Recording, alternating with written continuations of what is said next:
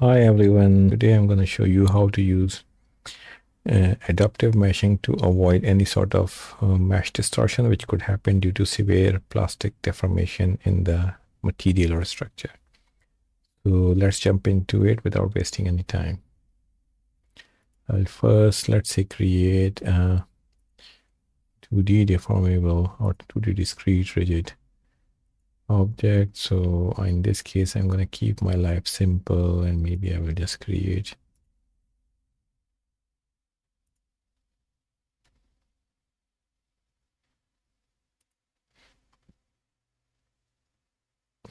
something like this.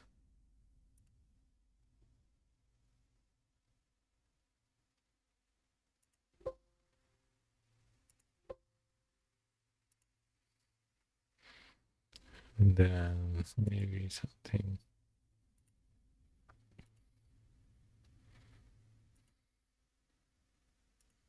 So this is analytically rigid surface. I will create a reference point, maybe somewhere here for this thing.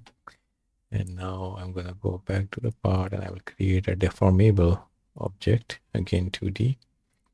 And in this case, I'm going to use, let's say, something like this one. Okay, and then I have to go and define the properties. So properties, I need elastic properties. I'm going to use arbitrary Young's modulus and Poisson's ratio, similar to steel.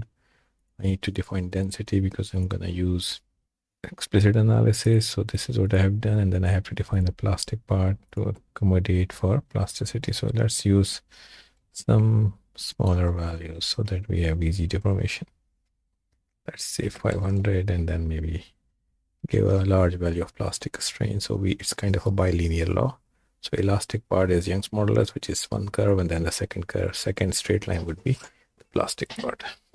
Now we create a solid section, homogeneous material, and then assign it to this thing. Okay, we go to part, assembly, bring both the parts here, as you can see, and maybe translate this thing from here to here. Okay, and then I can just move this part from here to here.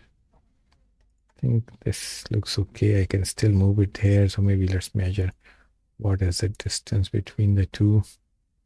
So if I measure this distance with this, so in y direction, the distance is -5 point something. So maybe it's -3 or something. We try to move that. So let's move this from 0, 0, 0 to 0, -3. Oops, that's, I think I typed -30. So let's do this.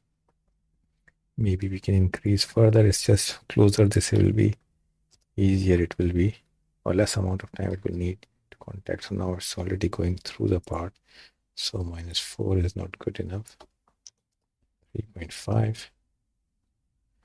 And if we go closer, we are still inside it. So maybe 3.4.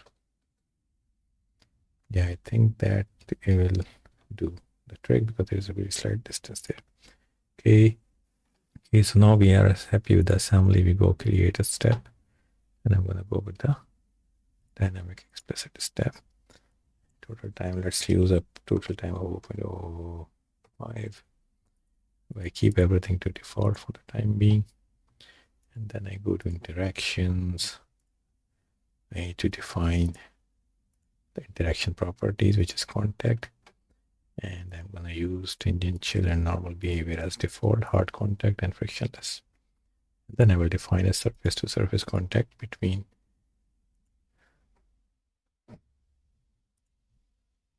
this part.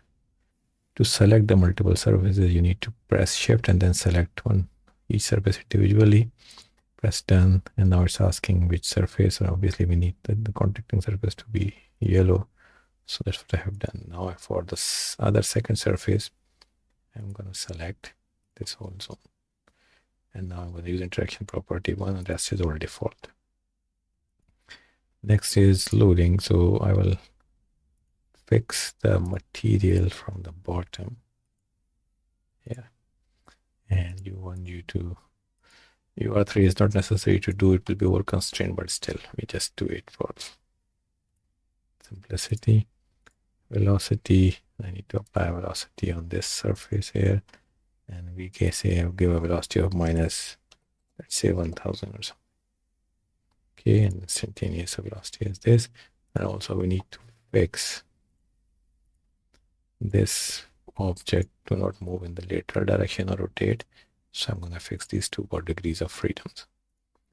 Mesh, I think we first need to mesh this part. So let's go with 5 or maybe 2. I don't know if this is enough or not, but let's go with 1. Mesh it. And then I will mesh the second part with discrete rigid elements. So I can use the same compatible size and then mesh it. So they all have the same thing. Yep, it's fine. And now everything is meshed. So we go to the job and we create mesh distortion challenge, or let's call mesh challenge. And then I always prefer to go with the double precision and full precision. And then I submit.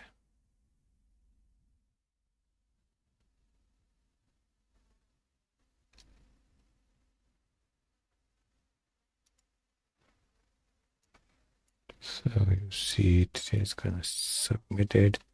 It's processing the input file parameters which are correct, and now it will start the run. And you see it did finish very quickly because it's 2D. And now if you look at the distortion and everything, so it looks something like this. I think it did a very fine job, and we don't see much of the distortion here. So what I would do now, I would just go back and maybe I will increase the speed. This is the speed, and I'll change it to 3000 so it travels more distance in the same amount of time, and this will create more deformation.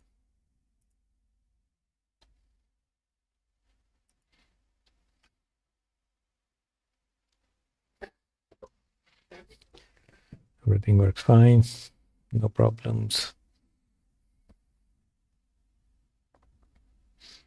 Analysis is going fine as well, and it finished in no time.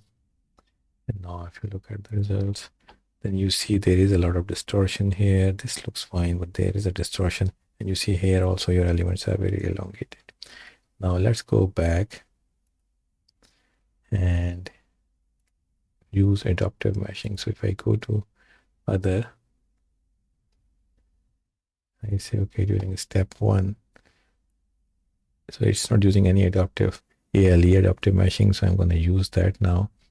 And you can apply your own mesh control. So you can press this and name it, and then you have many different options that, okay, how to change different things. But for the time being, I think we will use the default option. And let's say we will say the frequency to be 10 is too much maybe, and remesh sweeps per increment, maybe increase those so that you have more number of sweeps happening as you see the mesh distortion. And then press okay, data is not complete. We need to select the domain, so we're going to select the domain to be this, and then done. And now we have the adaptive meshing. So I'm going to go and create a new job, and I would say mesh challenge ALE. And then again, I'm going to use the double precision and full precision for nodal outputs. Now submit.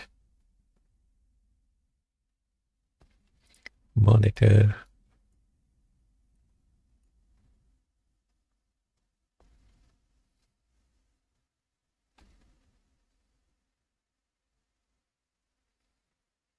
It takes slightly longer than previous one because now it has to remesh using ALE if the mesh is distorting.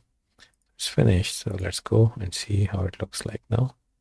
If I go there, now you see its results have improved drastically and you don't see much of the distortion. So let me create two viewports and then tile them vertically, and I will bring no anything here with no ALE or adaptive meshing, and you immediately initially see there is a very nice profile captured here, and this was just because of the meshing, and you see this has been captured through this, and this has improved everything drastically. Also you see a lot of elongated elements with distortions happening around here, while in this case you have a very nice mesh. Again, you can use more number of sweeps to improve the results here, and you will have better results there as well if you refine the mesh. So I hope this video makes you understand that adaptive meshing can be helpful for severe plastic deformations, or you're dealing with a deformation which is finite, and it can really improve the overall profile of the geometry which you are forming and also improve the results which you can get. You can also see the differences in the stress values. Again, you can do some mesh sensitivity analysis to come up with the best possible answer. So I hope you like this video. Please don't forget to hit the like button and also subscribe to the channel to know about the similar videos and similar stuff on my channel. Thank you very much, and bye for now.